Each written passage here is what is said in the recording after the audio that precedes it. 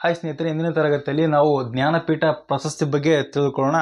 ಈ ಜ್ಞಾನಪೀಠ ಪ್ರಶಸ್ತಿ ಸಾಹಿತ್ಯ ಕ್ಷೇತ್ರದಲ್ಲಿ ನೀಡುವಂತಹ ಅತ್ಯಂತ ದೊಡ್ಡದಾಗಿರತಕ್ಕಂತಹ ಪ್ರಶಸ್ತಿ. ಇದನ್ನು 1961ರಲ್ಲಿ ಸಾಹು ಜೈನ್ ರವರು ಸ್ಥಾಪನೆ ಮಾಡ್ತಾರೆ. ಈ ಒಂದು ಪ್ರಶಸ್ತಿಯನ್ನು 8ನೇ ಅನುಸೂಚಿಯಲ್ಲಿ ಕಂಡು ಬರ್ತಕ್ಕಂಥ 22 ಭಾಷೆಗಳು ಮತ್ತು ಇಂಗ್ಲಿಷ್ ಭಾಷೆಗೆ ಈ ಒಂದು ಪ್ರಶಸ್ತಿಯನ್ನು ನೀಡ್ತಾರೆ. ಈ ಒಂದು ಪ್ರಶಸ್ತಿಯನ್ನು ನೀಡುವಂತಹ ಸಂಸ್ಥೆ ಅಂದ್ರಪ್ಪ ಅಂದ್ರೆ ಭಾರತೀಯ ಜ್ಞಾನಪೀಠ ಸಂಸ್ಥೆಯನ್ನು ಮಾಡ್ತೈತಿ. ಈ ಒಂದು ಪ್ರಶಸ್ತಿಯನ್ನು ನೀಡ್ತೈತಿ. ಪ್ರಶಸ್ತಿಯ ಆಕಾರ ಯಾವ ರೀತಿ ಇರುತ್ತೆ ಅಂದ್ರೆ ಸರಸ್ವತಿ ಚಿತ್ರವುಳ್ಳ ಕಂಚಿನ ಪದಕ ಮತ್ತು 11 ಲಕ್ಷ ರೂಪಾಯಿಯನ್ನು ಈ ಒಂದು ಪ್ರಶಸ್ತಿ ವಿಜೇತರಿಗೆ ನೀಡ್ತಾರೆ. ನೆಕ್ಸ್ಟ್, ಈ ಒಂದು ಪ್ರಶಸ್ತಿಯನ್ನು ಮೊಟ್ಟ ಮೊದಲ ಬಾರಿಗೆ 1961ರಲ್ಲಿ ಮಲಯಾಳಂನ ಲೇಖಕ ಶಂಕರ್ ಕುರುಪ್ ಅವರು ಈ ಒಂದು ಪ್ರಶಸ್ತಿಯನ್ನು ಪಡಿತಾರೆ. ಈ ಒಂದು ಪ್ರಶಸ್ತಿಯನ್ನು ಪಡೆದ ಮೊದಲ ಮಹಿಳೆ 1976ರಲ್ಲಿ ಆಶಾಪೂರ್ಣದೇವಿಯವರು ಈ ಒಂದು ಪ್ರಶಸ್ತಿಯನ್ನು ಪಡಿತಾರೆ.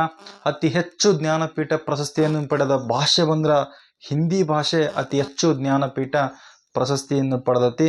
ಇನ್ನು ಮೋಸ್ಟ್ ಇಂಪಾರ್ಟೆಂಟ್, ಇತ್ತೀಚೆಗೆ ಅಂದ್ರೆ 2023ರಲ್ಲಿ ಯಾರಿಗೆ ಜ್ಞಾನಪೀಠ ಪ್ರಶಸ್ತಿಯನ್ನು ನೀಡಿದೀವಿ ಅಂದ್ರೆ ಉರ್ದು ಕವಿ ಗುಲ್ಜರ್ ಮತ್ತು ಸಂಸ್ಕೃತ ಉಪನ್ಯಾಸಕರಾದ ಶ್ರೀ ರಾಮಭದ್ರಾಚಾರ್ಯ ಅವರಿಗೆ 2023ರ ಜ್ಞಾನಪೀಠ ಪ್ರಶಸ್ತಿಯನ್ನು ನೀಡಿದ್ದೀವಿ.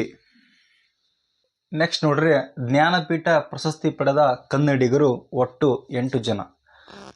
ಈ ಒಂದು ಸ್ಲೈಡ್ ಭಾಳ ಇಂಪಾರ್ಟೆಂಟ್ ಐತೆ. ಇದರಲ್ಲಿ 1 ಮಾರ್ಕ್ಸ್ ಕಂಪಲ್ಸರಿ ಬರ್ತದೆ.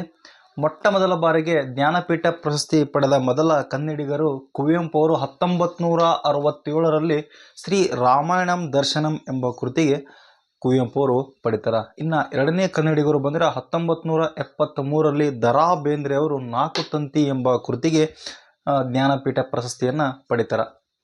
ನೆಕ್ಸ್ಟ್, ಮೂರನೇ ಕನ್ನಡಿಗರು 1977ರಲ್ಲಿ ಶಿವರಾಮ ಕಾರಂತ್ ಅವರು ಮುಖಜ್ಜಿಯ ಕನಸುಗಳು ಎಂಬ ಕೃತಿಗೆ ಜ್ಞಾನಪೀಠ ಪ್ರಶಸ್ತಿಯನ್ನು ಪಡಿತಾರೆ.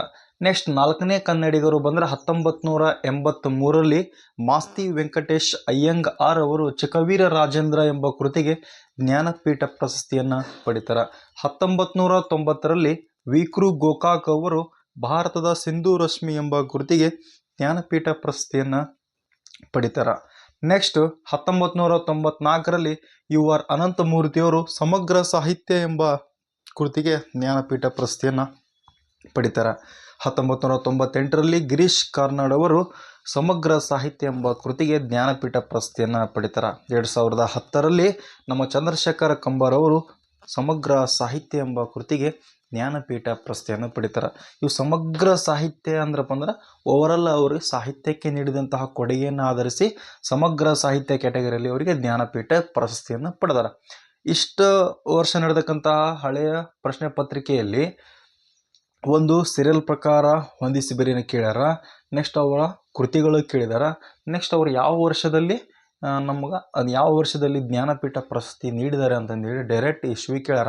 ಇದನ್ನು ಯಾವ ರೀತಿ ನೆನಪಿಡ್ಬೇಕಂದ್ರೆ ನಾವು ಕಾಮನ್ ನೋಡ್ರಿ, ಇಲ್ಲಿ ಫಸ್ಟ್ ಅಂತೂ ಗೊತ್ತಿರ್ಬೇಕು, ಕುವೆಂಪು ಅವರಿಗೆ 1967ರಲ್ಲಿ ಜ್ಞಾನಪೀಠ ಪ್ರಶಸ್ತಿಯನ್ನು ಕುವೆಂಪು ಅವರಿಗೆ ನೀಡ್ಯಾರ ಅನ್ನೋದು ನಮ್ಗೆ ಗೊತ್ತಿರ್ತೈತಿ. ಈ ಒಂದು 1967 ಐತಲ್ಲ, ಈ 7ರಿಂದ ನೆನಪಿಡ್ಬೇಕು. 73730480 73730480 73730480 ಒಂದು 1967 ಬರ್ಕೊಂಡು 73730480 ಬರ್ಕೊಂಡ್ರೆ 8 ವರ್ಷ ನಮ್ಗೆ ಸಿಕ್ಬಿಟ್ಟು. ನೆಕ್ಸ್ಟ್, ಈ ಒಂದು ಕವಿಗಳ ಟ್ರಿಕ್ ಏನು ನೆನಪಿಡ್ಬೇಕಂದ್ರೆ ಕೂದಿಶಿ ಮಾಗಿ ಅಗಿಚಂದ್ರ, ಕೂದಿಶಿ ಮಾಗಿ ಅಗಿಚಂದ್ರ. ಕು ಅಂದ್ರಪ್ಪ ಅಂದ್ರೆ ಕುವೆಂಪು, ದ ಅಂದ್ರಪ್ಪ ಅಂದ್ರೆ ದ.ರಾ ಬೇಂದ್ರೆ, ಶಿ ಅಂದ್ರಪ್ಪ ಅಂದ್ರೆ ಶಿವರಾಮ ಕಾರಂತ, ಮಾಗಿ ಅಂದ್ರಪ್ಪ ಅಂದ್ರೆ ಮಾಸ್ತಿ ವೆಂಕಟೇಶ್ ಅಯ್ಯಂಗಾರ್, ಗಿ ಅಂದ್ರಪ್ಪ ಅಂದ್ರೆ ವಿ.ಕೃ. ಗೋಕಾಕ್, ಯು.ಆರ್. ಅನಂತಮೂರ್ತಿ, ಅಗಿ ಯು.ಆರ್. ಅನಂತಮೂರ್ತಿ, ಗಿ ಅಂದ್ರಪ್ಪ ಅಂದ್ರೆ ಗಿರೀಶ್ ಕಾರ್ನಾಡ್, ಚಂದ್ರ ಅಂದ್ರೆ ಚಂದ್ರಶೇಖರ್ ಕಂಬಾರ್. ಕುದಿಶಿ ಮಾಗಿ ಅಗಿ ಚಂದ್ರ. ಓಕೆನಾ?